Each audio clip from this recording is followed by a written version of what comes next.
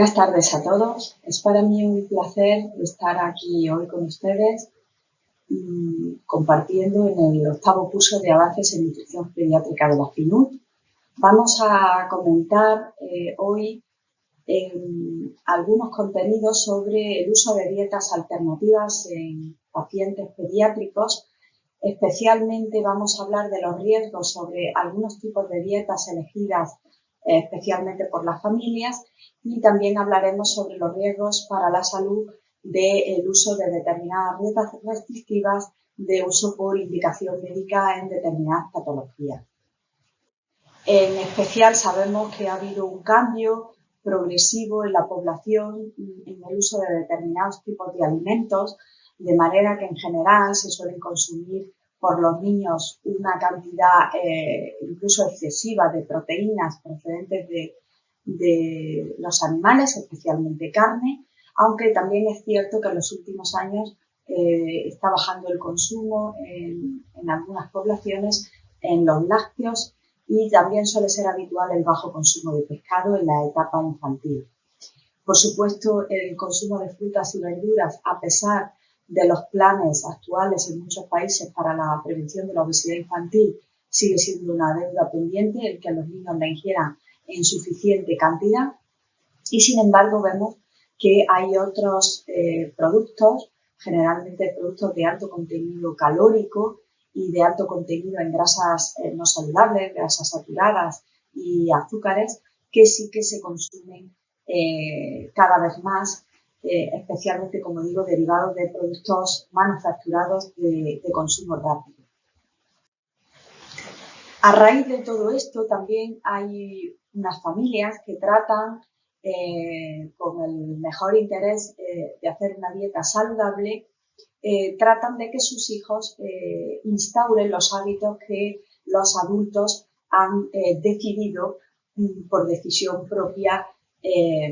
incorporar dentro de la familia. Eso suele ocurrir, por ejemplo, con las dietas vegetarianas o veganas, y esto llega a ser en algunos casos un conflicto o un motivo de debate dentro de la propia sociedad. De manera que vemos en las noticias cómo habitualmente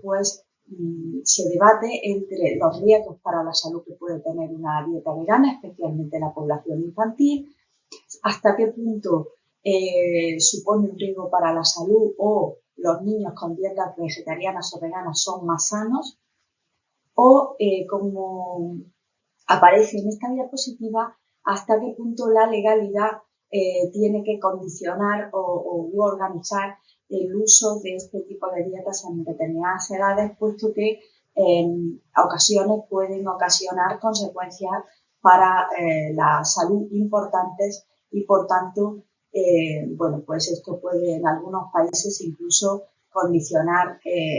algunos tipos de penalizaciones. Bien, como decía, hoy vamos a valorar, vamos a ver de manera general cuáles son los riesgos para la salud del grupo de dietas que suelen ser instauradas en el niño por elección familiar o por los propios progenitores, y cuáles son los riesgos para la salud del uso de dietas restrictivas, como la dieta sin lácteos, la dieta hipoproteica o la dieta cetogénica, que generalmente se suelen instaurar por indicación médica con la intención de mejorar la sintomatología de una determinada enfermedad. Bien, en general con la dieta vegetariana podemos ver cómo diversos países, en especial países desarrollados europeos, así como Canadá o Australia, van a ir aumentando el porcentaje de individuos que van a utilizar la dieta vegetariana como la dieta habitual. De manera que aproximadamente entre un 5 y un 10% de la población de estos países que aparecen aquí utilizan esta dieta, como digo, en consumo propio familiar. Aquí podemos ver que no todas las dietas vegetarianas son iguales, eso es importante, no podemos generalizar los riesgos y tampoco los beneficios de cualquier tipo de dieta vegetariana, puesto que hay grandes diferencias. La dieta más restrictiva va a ser la dieta vegana, que fundamentalmente se basa únicamente en el consumo de frutas y verduras, y en la cual no hay ninguna ingesta de productos de origen animal. Luego está la dieta lacto-vegetariana, en la cual se incorpora los lácteos, los productos derivados de los animales, pero no directamente la carne. La ovo-vegetariana, igualmente en vez de los lácteos, incorpora el huevo, y también tenemos la ovo-lacto-vegetariana. Y luego tenemos la pescetariana, que incorpora el pescado, y la semi-vegetariana, que incorpora todo esto que hemos indicado, excepto los productos cárnicos. Bien, en primer lugar hay que decir que hay gran desconocimiento en cuanto a los límites y los riesgos para la salud que implican el uso de estas dietas, especialmente porque en el niño no en todas las etapas de la vida vamos a tener el mismo riesgo sobre la salud, ya que en la etapa, por ejemplo, de lactante puede haber una mayor necesidad de determinados macro y especialmente micronutrientes respecto a otras etapas de la vida, como podría ser la etapa escolar o la propia adolescencia. Es cierto que con las dietas vegetarianas hay que generalmente usar algunos tipos de suplementos, pero es necesario también que estos suplementos se hagan con un control adecuado bajo la supervisión médica, cosa que generalmente no es habitual. Las familias que utilizan suplementos muchas veces los consumen pues según otras indicaciones que no son sanitarias.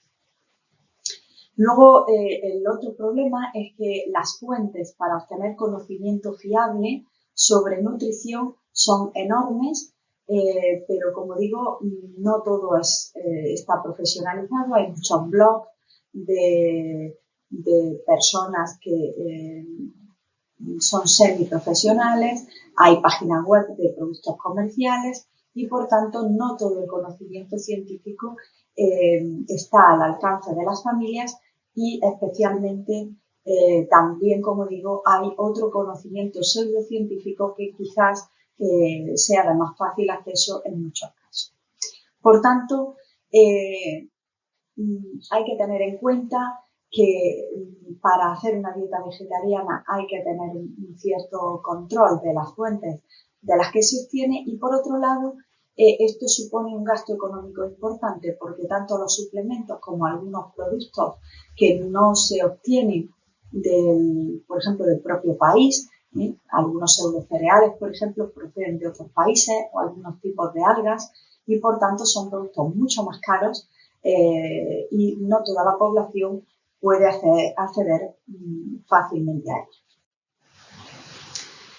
Como digo, ¿las dietas vegetarianas es posible realizarlas en los niños? Pues probablemente sí, pero hay que tener en cuenta estos condicionantes que vamos a comentar. Como digo, los niños en diferentes edades van a tener diferentes necesidades, por tanto, en general estaría contraindicada una dieta vegetariana en niños menores de 2 años y limitada en niños menores de 6 años. Probablemente no es, por ejemplo, no es saludable hacer una dieta muy restrictiva, como podría ser la dieta vegana. Tenemos riesgos importantes, especialmente por las grandes necesidades de micronutrientes que tienen los niños, sobre todo de hierro y de calcio y de zinc en las primeras etapas de la vida, y luego en general en las fuentes de ácidos grasos poliinsaturados o de la conocida vitamina B12, de la cual casi todo el mundo sabe que hay que suplementar en una dieta vegetariana. También puede ocurrir que los niños, al tener unas fuentes de alimentos más selectivas, tengan una cierta limitación para ingerir determinados productos, con dificultad para masticar o para tomar las cantidades suficientes de ese alimento, especialmente de los vegetales. Para obtener una ingesta calórica suficiente hay que tomar mucha cantidad, y eso puede condicionar que haya un déficit energético en la ingesta. Y luego, por otro lado, puede haber un exceso de consumo de algunos alimentos de baja calidad nutricional. Por ejemplo, para obtener la misma cantidad y calidad de proteína que se obtiene, por ejemplo, con un vaso de leche, probablemente con otro tipo de productos haya que tomar una cantidad mucho mayor de otro tipo como digo, de alimentos para suplir esa ingesta proteica necesaria. Por otro lado, vamos a ver dentro de las dietas vegetarianas algunos aspectos en relación a los macronutrientes. En concreto, en general, suelen las familias estar bastante preocupadas por la ingesta proteica y suelen intentar utilizar, como digo, otro tipo de productos para tratar de compensar esa menor ingesta proteica que no están supliendo con los productos de origen animal. Lo que hay que tener en cuenta es que las proteínas de origen vegetal tienen un menor valor biológico y suelen ser una fuente de menor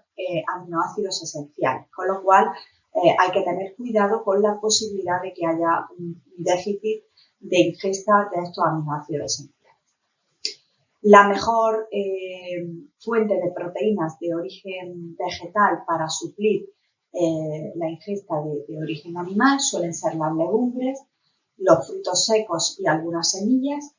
Esto condiciona que la tolerancia que tienen los niños muy pequeños sea menor y la digestibilidad de estos productos a veces también es un poco más difícil, o el niño tiene todavía una inmadurez intestinal que no le permite tolerar bien este tipo de alimentos. Por otro lado, en general, las personas que consumen dieta vegetariana suelen utilizar bebidas vegetales, generalmente bebidas de almendra, de soja y de arroz, a las cuales no se les debe de llamar leches, puesto que no proceden de origen animal, son bebidas. Y lo que está claro es que el contenido y la calidad nutricional de estas bebidas vegetales nunca va a poder sustituir a la calidad nutricional de la leche materna o de las fórmulas adaptadas especialmente para el primer e incluso para el segundo año de vida.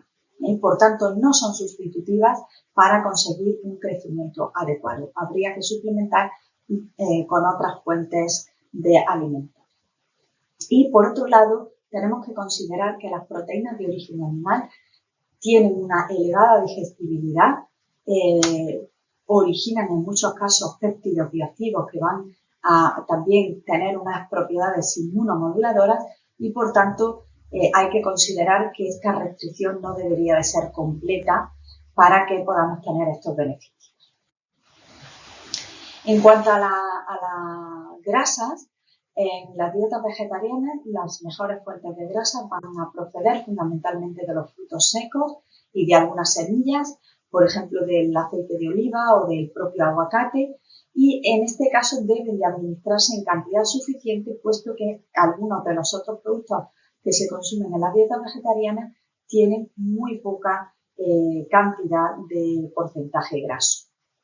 Por supuesto, hay que asegurar también el consumo de los ácidos grasos omega 3, que van a estar influyendo de manera continua e importante en el desarrollo inmunitario y en el desarrollo neurológico del niño, especialmente del niño muy pequeño, y esto también hay que tenerlo en cuenta en el desarrollo fetal y, por tanto, en la mujer embarazada, si es vegetariana, también hay que asegurar este consumo de ácidos grasos omega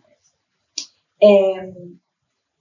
Generalmente esto se consigue a través del consumo de pescado, con lo cual se aconseja mejor una dieta en la que se incluya el pescado aunque no esté la carne, y si no fuera posible habría probablemente que suplementar, puesto que aunque se pueden consumir frutos secos no se llegará fácilmente a las cantidades necesarias. Por tanto, como digo, en muchos casos van a requerir suplementos y especialmente en los niños muy pequeños. En cuanto a la ingesta de micronutrientes como minerales y vitaminas, Como decía antes, la vitamina B12 sí que es bien conocida, que hay que suplementarla, puesto que se encuentra de forma natural solo en los alimentos de origen animal, especialmente en los lácteos y en los huevos, pero en muchos casos, cuando la dieta es restrictiva, no es suficiente y, por tanto, en los niños pequeños y en las embarazadas y madres lactantes, el déficit de esta vitamina B12 puede ocasionar, en primer lugar, anemia, pero en segundo lugar y de manera mucho más relevante, cuadros neurológicos graves, especialmente en los recién nacidos y lactantes pequeños. Por tanto, se aconseja de manera general que todas estas familias tengan un aporte suficiente con un suplemento de vitamina D. Por otro lado, hablando de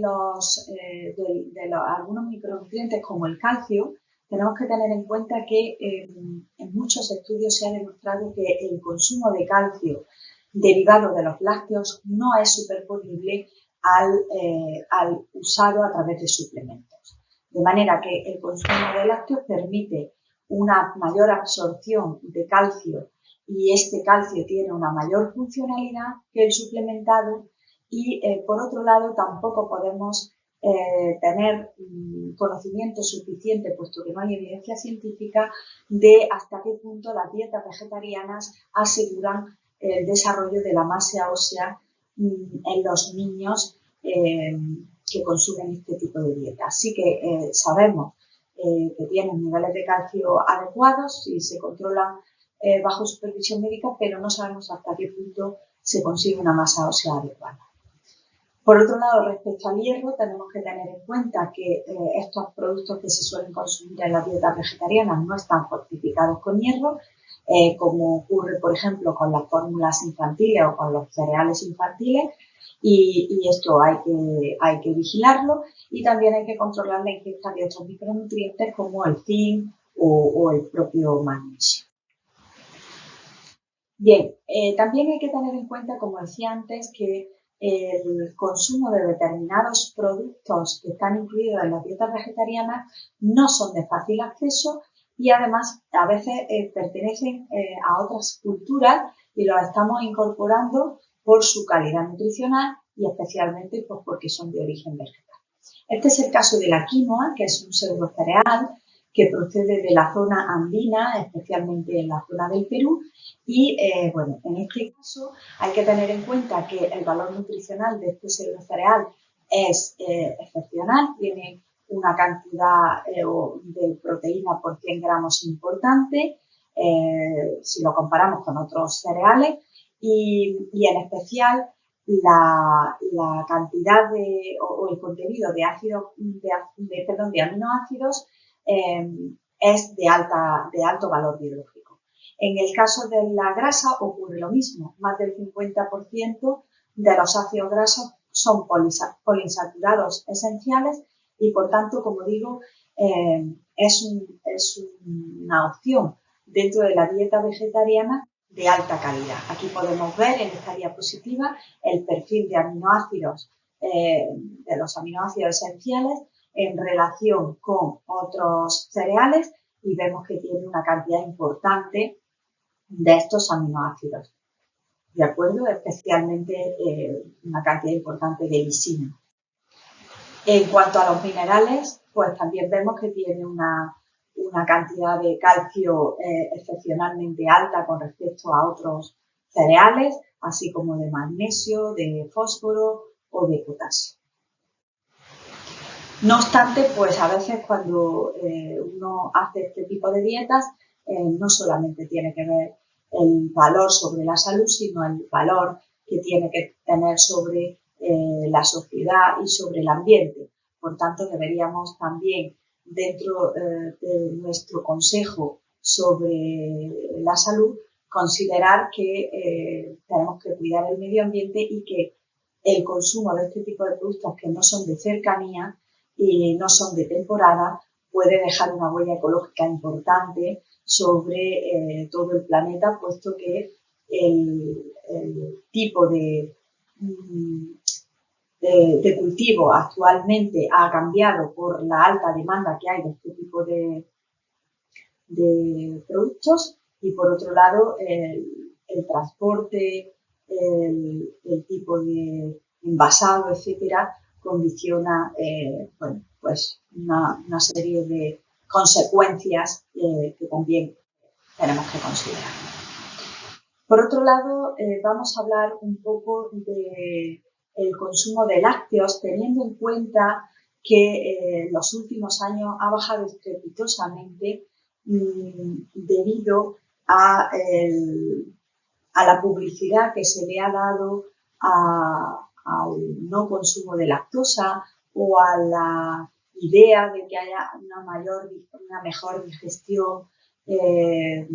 sin el consumo de lácteos dentro de la dieta o con el consumo de lácteos bajos en lactosa. Esto vamos a considerarlo, puesto que al final también supone una restricción con una dieta alternativa el hecho de eliminar los lácteos de una dieta habitual. Hay que considerar que la leche y los lácteos tienen un valor nutricional muy elevado. No solamente proveen energía, sino que tienen proteínas de alto valor biológico y especialmente de micronutrientes como pueden ser el calcio, el magnesio, el fósforo o las vitaminas del complejo B o las vitaminas A y B. Los beneficios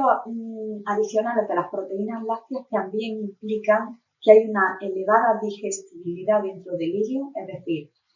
comparando con bebidas vegetales, los lácteos se digieren mucho mejor, incluyendo también a los niños. Y por otro lado, las proteínas lácteas cuando se digieren, cuando hay una hidrólisis intestinal, se originan péptidos bioactivos que van a tener determinadas propiedades inmunomoduladoras, especialmente antimicrobianas, pero también en algunos casos propiedades sobre el sistema inflamatorio con acción antiinflamatoria o antihipertensiva que habría también que considerar y que a veces no se tiene en cuenta. Por otro lado, y en concreto hablando de la lactosa es el principal azúcar, es un azúcar simple que tiene una función principalmente energética dentro de la leche, pero que además también va a tener otras funciones adyacentes como son la función sobre una mejor absorción intestinal del calcio y del magnesio que a su vez tiene la leche y por otro lado la lactosa actúa como un prebiótico, es decir, va a contribuir de manera complementaria al crecimiento de microorganismos beneficiosos, mejorando la flora intestinal y por tanto, como digo, la lactosa tiene unos beneficios complementarios dentro de la dieta que hay que considerar. También hay que tener en cuenta que en muchas poblaciones se está empezando a restringir a partir del año de edad el uso de fórmulas infantiles, sustituyendo bien por leche de vaca o en muchos casos, como digo, por bebidas vegetales, y hay que tener en cuenta que las fórmulas infantiles se van mejorando a lo largo del tiempo, intentando asemejarse a las propiedades de la leche materna y, por tanto, para un niño hasta los 2 años, o al menos hasta los 18 meses, como recomienda la ESGAM, representan la mejor oportunidad de alimentación en cuanto a la composición láctea que tiene que tener su dieta durante la etapa infantil. Como digo, a veces hay errores en cuanto al uso del consumo de leche de vaca que no se debe de administrar antes del año de edad y si es posible, como digo, sería mejor utilizar fórmulas infantiles hasta los 18 o hasta los 24 meses de edad para asegurar toda la ingesta de micronutrientes y como digo, hay que tener en cuenta que la frecuencia de consumo de bebidas vegetales ha aumentado y que,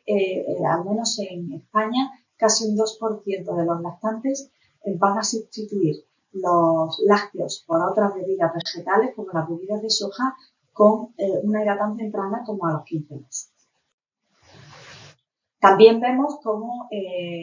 con estos cambios que ha habido en las últimas décadas por productos manufacturados, vemos que niños a partir del año de edad empiezan a sustituir la leche o los lácteos como el yogur por otros postres dulces o por zumos de frutas azucarados, manufacturados o incluso por refrescos, con lo cual la ingesta de líquidos empieza a cambiar y a ser sustituida por bebidas de bajo nivel nutricional.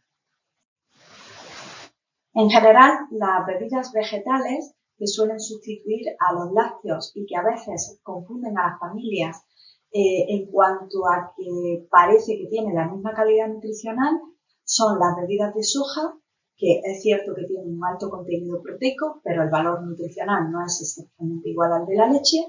Las bebidas de arroz, que también tienen un contenido fundamentalmente elevado en carbohidratos, y las bebidas de almendras, que también tienen un alto contenido proteico, pero que también tienen otros compuestos con los cuales hay que tener un cierto cuidado. Les aconsejo que lean este artículo del doctor Isidro Vitoria, que está publicado en Acta Pediátrica Española, en el cual se valoran las concentraciones de diversos macro y micronutrientes de diversas bebidas vegetales, para que ustedes puedan comparar realmente cuál es la calidad nutricional de cada una de ellas y para que vean que no todas son iguales ni tienen el mismo contenido proteico. En general, vamos a tener efectos secundarios cuando el uso de las bebidas vegetales es masivo, es decir, cuando se sustituye de manera casi total el consumo de lácteos por el consumo de bebidas vegetales. No pasa nada por usarlas en una determinada cantidad, pero cuando forman parte de la dieta de un niño sustituyendo al lácteo, tenemos riesgos como puede ser la aparición de raquitismo o de hipocrecimiento con las bebidas de soja que tienen un bajo aporte de calcio. En las bebidas de arroz podemos encontrarnos que haya una desnutrición proteica, porque ya he dicho que tienen un alto contenido en hidratos de carbono pero bajo en proteínas. Y en el caso de las bebidas de almendras también nos podemos encontrar un bajo contenido en calcio u otras alteraciones metabólicas derivadas de algunos otros compuestos que tienen las almendras. Por tanto, los comentarios con respecto a las dietas vegetarianas y en concreto a las dietas bajas en lácteos es que en general el consumo de lácteos sabemos que conlleva un mejor desarrollo óseo y que también tiene un efecto beneficioso sobre determinadas enfermedades que conllevan un efecto inflamatorio. Sabemos que la ingesta de calcio se asocia a una mejora en la salud ósea generalmente cuando el calcio proviene de alimentos, no tanto de suplementos, y que la ingesta elevada en forma de suplementos, al menos en algunos estudios en adultos, también se ha relacionado con algunas causas de mortalidad de enfermedad cardiovascular, aunque esto lógicamente no es nada no hay ninguna afirmación, está por ver, pero lo que está claro es que hay que hacer más estudios de investigación para tener claras cuáles son las consecuencias de la ingesta de calcio a través de alimentos y de la ingesta de calcio a través de suplementos. Por tanto, en general, aunque las dietas vegetarianas son posibles en pediatría, tenemos que tener en cuenta que en cierta medida el niño no está eligiendo, estamos sometiendo al niño a un tipo de dieta especial, por tanto tenemos que valorar la etapa de edad en la que esto se va a producir para ver hasta qué punto hay un mayor o menor riesgo. En cualquier caso, al no haber suficiente evidencia científica, necesita un control estricto con supervisión de profesionales especialmente expertos en nutrición infantil.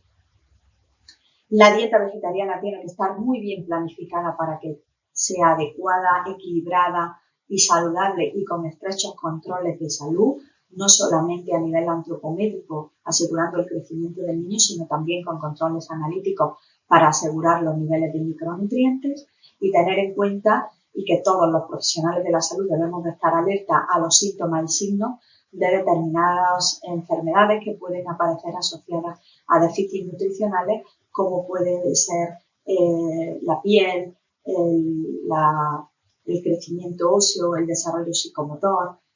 Por tanto, los pediatras tenemos que estar alerta a estos cambios.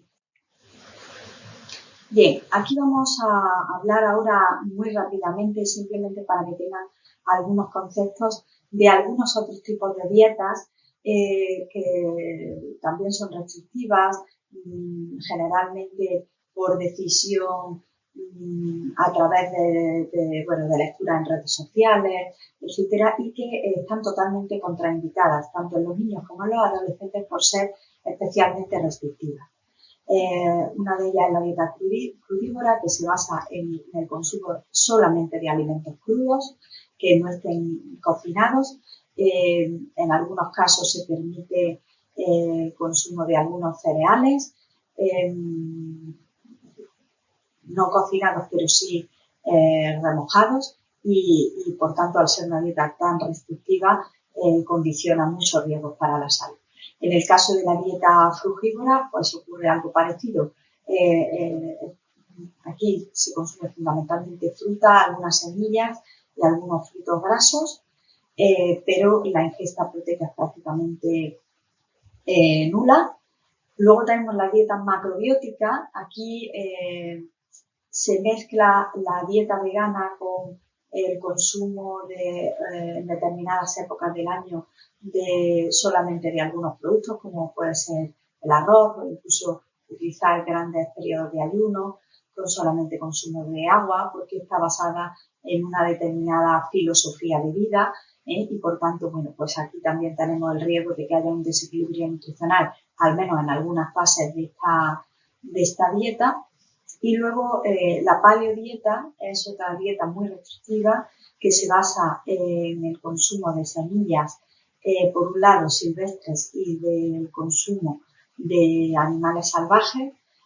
Aquí hay una restricción importante del consumo de hidratos de carbono y por tanto pues también sería una dieta que probablemente si se consumiera en los niños, cosa que es muy rara,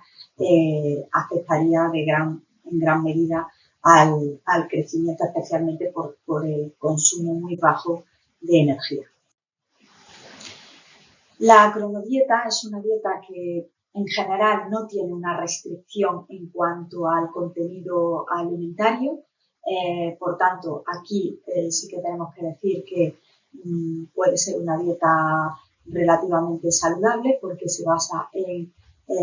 equilibrar la alimentación en relación con el reloj biológico y, por tanto, sincronizar los periodos de ayuno con los periodos de ingesta.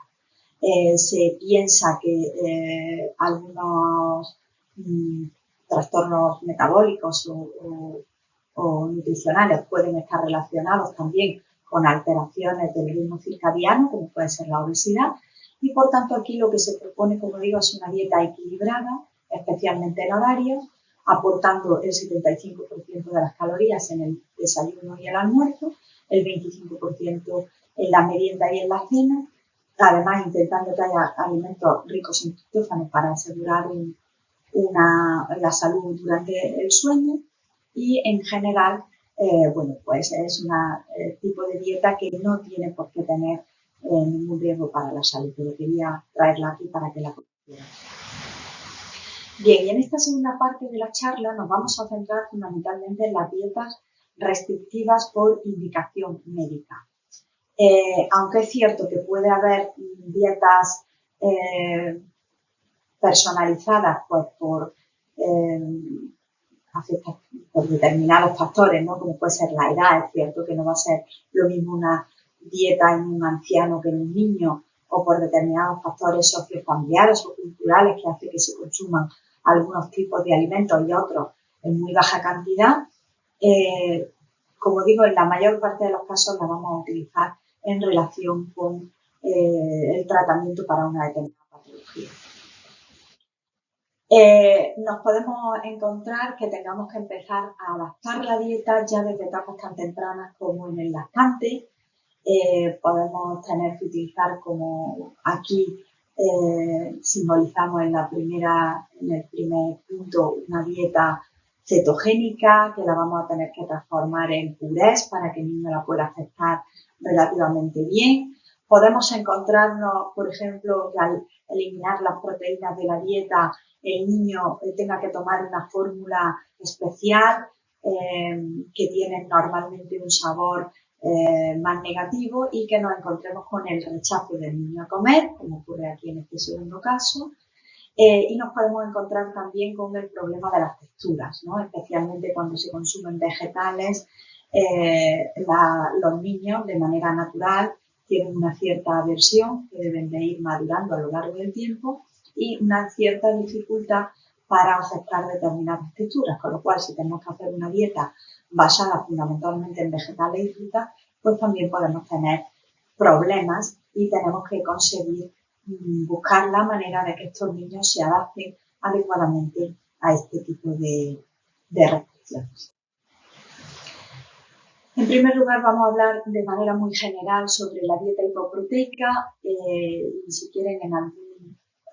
otro curso pues podríamos hablar de manera más detenida de cómo vamos a utilizar esta dieta hipoproteica, especialmente en los errores innatos del metabolismo derivados de alteraciones en el metabolismo de las proteínas. En las aminoacidopatías en general solemos tener que limitar la ingesta proteica de manera que evitemos que haya progresión de la enfermedad. Al ser estas enfermedades genéticas, en cuanto se diagnostican, tenemos que iniciar este tipo de tratamiento. Por ejemplo, en el caso de la fenilcetonuria, que se diagnostica por la prueba del talón, vamos a comenzar inmediatamente a utilizar una dieta baja en proteínas y además asociarle una fórmula láctea infantil que tenga una restricción en el contenido de fenilalanina. Aquí en esta tabla pueden ver cuáles son los alimentos que vamos a limitar, que están en rojo, que van a ser fundamentalmente todos los productos derivados de animales, la carne, el pescado, el huevo, los lácteos, y en muchos casos también vamos a tener que limitar algunos cereales que también tienen un cierto contenido proteico. En esta dieta tiene que haber un control por expertos y tiene que haber una supervisión nutricional muy estricta porque tenemos un alto riesgo de tener deficiencias, en primer lugar, de aminoácidos esenciales, pero también de algunas vitaminas y de algunos minerales, puesto que estamos limitando la ingesta proteica, especialmente en el de contenido animal, pero también vegetal. Y bueno, pues tenemos que mantener un cierto equilibrio para asegurar un crecimiento adecuado en el niño con un aporte proteico mínimo que asegure que no aparezca sintomatología y, por otro lado, como digo, que tengamos unos ciertos beneficios sobre la salud. También nos podemos encontrar que tengamos que restringir los hidratos de carbono en determinadas situaciones. En general, esto lo vamos a tener que hacer en las glucogenosis, en las cuales vamos a tener que controlar la ingesta asegurando hidratos de carbono de absorción lenta, no usar hidratos de absorción rápida y generalmente los aportes además tienen que ser importantes puesto que los niños hacen hipoglucemia con mucha frecuencia ante periodos muy cortos de ayuno y esto va a hacer que tengamos que controlar la ingesta calórica y a su vez aportar hidratos de carbono de absorción lenta o muy lenta utilizando productos como por ejemplo la maicena o algunos productos que ya están en el mercado basados en almidones que permiten una digestión, como digo, más lenta. En el caso de la fructosemia, pues tendremos que limitar los productos con contenido en fructosa y en el caso de la galactosemia, por ejemplo, aquí he puesto una tabla para que vean cuáles son los alimentos permitidos y cuáles son los alimentos que tenemos que limitar. Fundamentalmente, vamos a tener que limitar algunos tipos de verduras y frutas que contienen galactosa, y algunos alimentos como por ejemplo las vísceras o la leche, y sustituirlas por, en este caso por ejemplo, por leches sin lactosa. Aquí tenemos que tener en cuenta que podemos ocasionar, al restringir tanto la dieta, podemos ocasionar, por ejemplo, osteoporosis, y que pues esta también requiere un control muy estricto. Aquí les voy dejando algunas citas bibliográficas y algunos consensos sobre el manejo de determinadas enfermedades con este tipo de dietas. Luego puede ser que tengamos que hacer una dieta controlada en grasas, con un bajo consumo en grasas. En general, las indicaciones suelen ser errores innatos del metabolismo, en los cuales hay un trastorno en la detoxificación de ácidos grasos. También podemos tener que hacer una dieta controlada en grasas en otros trastornos metabólicos más conocidos, como puede ser una hipercolesterolemia familiar, una hipertrigliceridemia, o incluso en la propia obesidad asociada a complicaciones como el síndrome metabólico. En este caso, el control puede ser más o menos estricto. En algunos trastornos de detoxificación a veces tenemos que evitar, por ejemplo, el consumo de ácidos grasos de cadena muy larga. En otros casos debemos de favorecer el uso de ácidos grasos de cadena media o de triglicéridos de cadena media. Pero en general, pues tenemos que adaptar en función del tipo de patología el tipo de grasa que vamos a utilizar en la alimentación. Los efectos adversos de este tipo de dietas pueden ser fundamentalmente la deficiencia en vitaminas liposolubles, que debemos generalmente de suplementar, ¿vale? Aquí pongo en interrogación el uso de la triptanoína, que es un ácido graso que actualmente se está sintetizando de manera comercial para que haya una absorción muy rápida y el cerebro lo pueda utilizar de manera prácticamente inmediata tras su ingesta. Y luego tenemos la dieta cetogénica, que quizá muchos de ustedes la conocen o la han utilizado. Es una dieta que tiene ciertas indicaciones, especialmente en la epilepsia refractaria. En algunos casos, aproximadamente un 30% de la población con este tipo de enfermedades puede responder a este tipo de dieta para disminuir o eliminar las crisis convulsivas. Es el tratamiento de elección en un trastorno metabólico, que es el déficit del transportador de glucosa GLUT1, y también se está utilizando en adultos para el tratamiento de la obesidad. En general es una dieta peligrosa, que tiene que ser controlada bajo supervisión médica muy estricta, y es una dieta en la que fundamentalmente vamos a tener un alto contenido de ingesta de grasas, hasta un 35% sería lo normal, y vamos a pasar a tener un 80% de ingesta de grasa. Los carbohidratos, que generalmente los consumimos aproximadamente en un 50%, pueden bajar entre un 5 y un 10% incluso, y la ingesta proteica la vamos a intentar mantener aproximadamente alrededor de un 11-12%.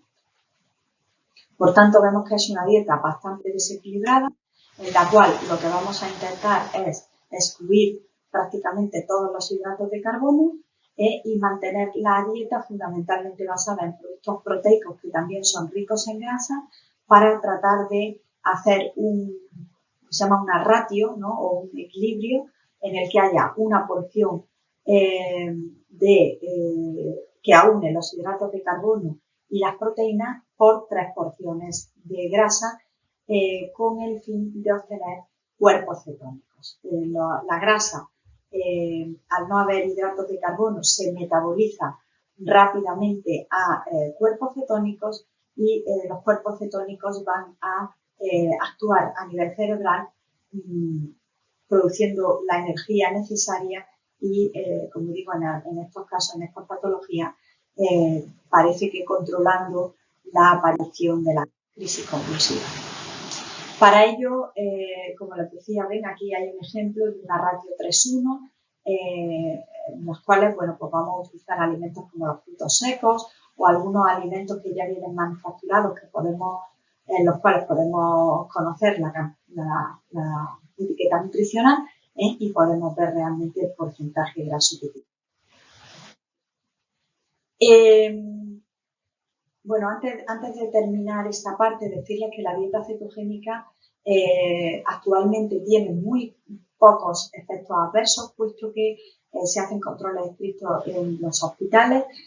pero bueno, que realmente los efectos adversos pueden venir fundamentalmente del inicio de la dieta cetogénica, puesto que puede haber riesgo de acidosis metabólica y a largo plazo, lógicamente, efectos en el perfil lipídico, ¿de acuerdo? O a nivel de un mayor riesgo cardiovascular, por tanto también habrá que intentar usar las fuentes de grasa más saludables posibles.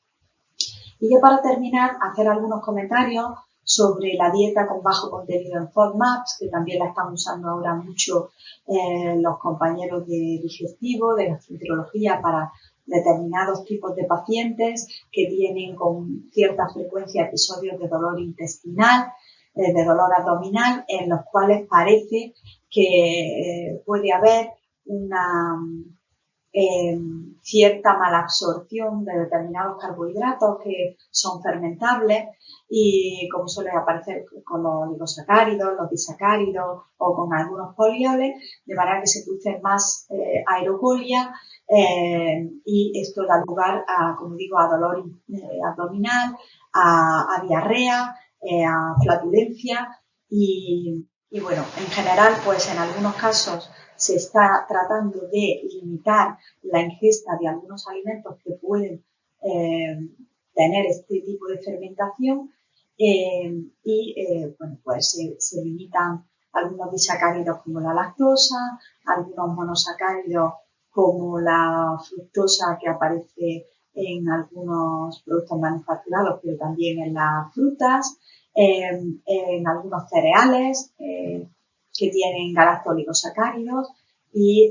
especialmente los polioles que también están, como digo, pues, por ejemplo en los chicles y también en algunas frutas. En general, en este tipo de dieta restrictiva, en las FODMAPs, lo que vamos a encontrarnos es que puede cambiar un poco la flora intestinal con una disminución de determinada flora saprofita. Por otro lado, puede haber determinadas alteraciones metabólicas y déficit de micronutrientes, como puede ser de calcio, de vitamina D, de las vitaminas del complejo B, de ácido fólico, de zinc, y bueno, pues esto hay que considerarlo. Por otro lado, al disminuir la ingesta de algunos vegetales y frutas, puede producirse un mayor estreñimiento y bueno, pues todo ello hay que considerarlo. Y por otro lado, a veces este tipo de dietas tan restrictivas pueden generar un trastorno de conducta alimentaria en el cual se hace al paciente muy selectivo con determinados tipos de productos que pueden además tener un bajo contenido energético y, como digo, que pueden dar lugar a trastornos de conducta alimentaria que bueno, pues no solamente aparecen en la adolescencia, sino que también pueden aparecer en una infancia relativamente temprana. Por tanto, para el uso de las dietas no convencionales, quizás los requisitos que tenemos que tener de manera general es que haya una ingesta suficiente de nutrientes y de energía, que haya un cierto equilibrio en cuanto a la ingesta de macronutrientes siempre que sea posible, asegurando especialmente la ingesta de micronutrientes de manera que la diversidad probablemente asegure esto y que lógicamente sea adaptada en relación a la cultura del individuo, a las costumbres familiares, al lugar en el que vive para que se puedan obtener productos de cercanía adecuados a la economía de la familia. Y para terminar, decir como comentarios que efectivamente sí que son posibles las dietas alternativas, pero que hay que incluir esta diversidad, que hay que tener en cuenta que los suplementos no lo solucionan todo, no van a tener el mismo tipo de absorción y de uso los suplementos que los propios alimentos con el contenido de determinados micronutrientes, que tenemos que también tener en cuenta los efectos de la dieta sobre la salud, pero también todo aquello que va asociado. Hay dietas que pueden ir asociadas también a unos determinados comportamientos, ¿no? Como podría ser el consumo pues, en los adultos de alcohol o de tabaco o de algunos otros productos como algunas drogas. Y por tanto, pues si estamos buscando un ámbito saludable, tiene que ser saludable en todos los sentidos. Y por supuesto en los niños, aunque hagamos dietas restrictivas, tenemos que intentar que sean lo menos estrictas posible, asegurando especialmente en grupos de riesgo como en las embarazadas, en los lactantes muy pequeños, en los adolescentes que están con el estirón puberal y bueno, ya hablando también de otras etapas de la vida como en los ancianos que lógicamente, como digo, tienen que hacer unas dietas bastante menos estrictas para que tengamos menos riesgo de desfile. Muchas gracias por su atención, espero que les haya gustado y quedo a disponibilidad de ustedes tanto ahora en el chat como por correo electrónico para todas aquellas dudas que tengan, comentarios que quieran hacer o que podamos compartir en esta tarde. Muchísimas gracias por su atención.